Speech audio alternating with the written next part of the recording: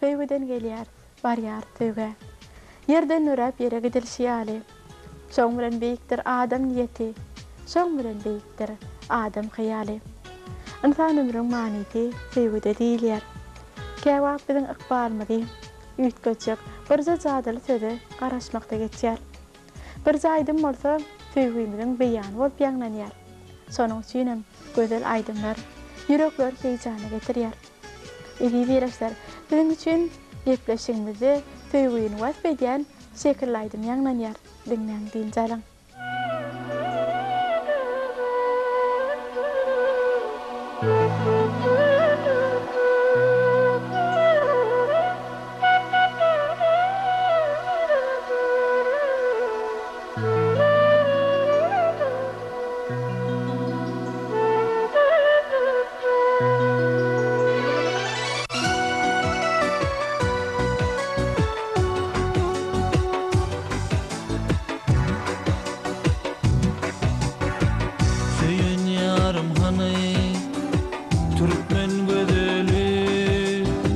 Yardan ayrı düşün, ağlama Lalam.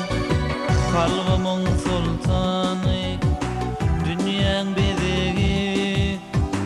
Yardan ayrı düşün, ağlama Lalam. Kara gözlü yar sen Lalam.